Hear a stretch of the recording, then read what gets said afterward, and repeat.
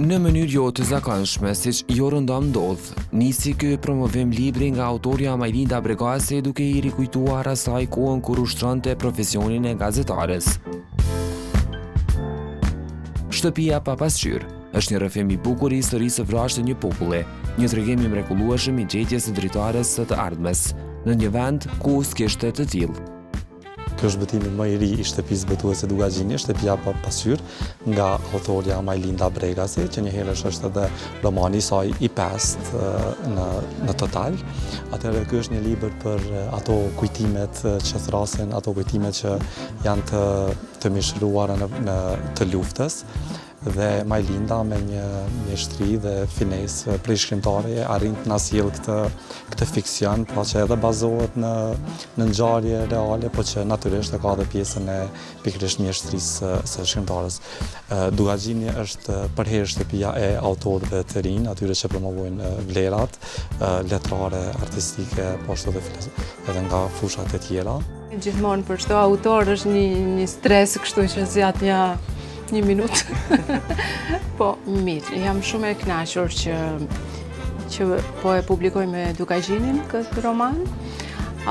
Deri tani jam shumë e kënaqur me gjithë bashkëpunimin, domethënë një shtëpiatar që vihet, ndihmon për me dalë sa më mirë, kështu që teknikisht edhe unë sa e mora në dorë, edhe jam shumë e kënaqur, faleminderit.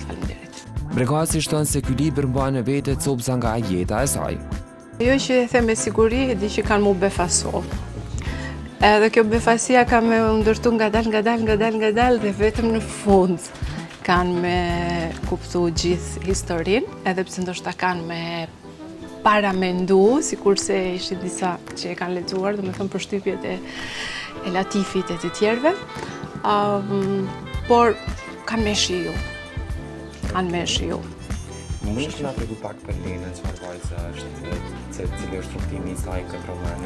Alena është ai me pak fjalë pa dashur që ta zbuloj librin, është ai fëmia I vogël që secili e ka brenda nesh, edhe që e ka harruar, si themelet e një shtëpie që janë gjithmonë nën tokë, ti nuk I shikon, por janë ato themele që e mbajnë shtëpinë, sa më të forta aq më rezistente shtëpia, kështu që kjo është e gjithë ka shumë loja artistike, pra është rreth kësaj ideje.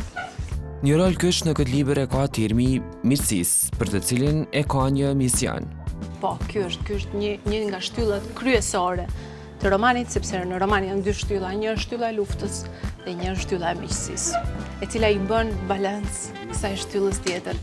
Ajo që kam dashur të bëj është të shkruaj, të mundohem të shkruaj bukur, nuk e di se sa ja kam arritur, lexuesi do ta shoh, po të mundohem të shkruaj bukur për gjëra jo të bukura. Edhe të pranishmit, së bashku me panelistët, u ndan të kënaqur nga puna e autores. Kam njoft përmes letërsisë saj, domethënë shoqja jemi bën përmes letërsisë saj, përmes romaneve të saj. Ka qenë verë, kam marrë romanin e saj të parë me e lexu, edhe kur e kom përfundu, me njerë kom shkru. Nuk kom mujtë mos me I shkru me njerë, më ka vendos në një gjendje çuditshme, nuk e di si me e përshkru. Domethënë Majlinda e ka atë aftësinë, historitë e mëdha.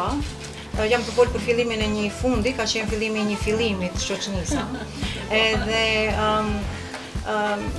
jam dashuru me romanin, jam dashuru me stilin e saj, me mënyrën qysh ajo shkru, me mënyrën qysh historitë e mëdha, siç ka qenë ajo e fillimi një fundi e ka emrin ashtu si e ka dhe si është edhe romani. Po, çdo libër e ka një piku libri shpaloset tek ti, do të thonë çele, do të thonë çelaje, prit se po çelet s'ka. Edhe ato hinca që t'jep kur don kjo, jo nuk ka diçka në rresht, ti I kthehesh edhe një herë tekstit të Mosambikit, diçka tu të ketë këtu që unë ta marr një mesazh këtu. Nuk ka. Ec, nuk ka.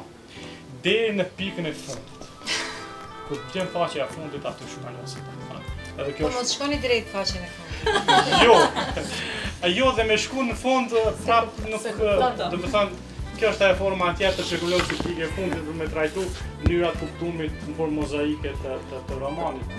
Ajo që më ka tërhequr shumë vëmendjen dhe mendoj që kjo shpreh dhe reflekton kulturën e autores, është mënyra se si ka zgjedhur emrat e personazheve. Unë përmenda Sibilën. Pastaj Lena që kthehet në Serena. Lena dhe Serena. Serena është emri do të thotë t'jesh në paqe, t'jesh e qetë.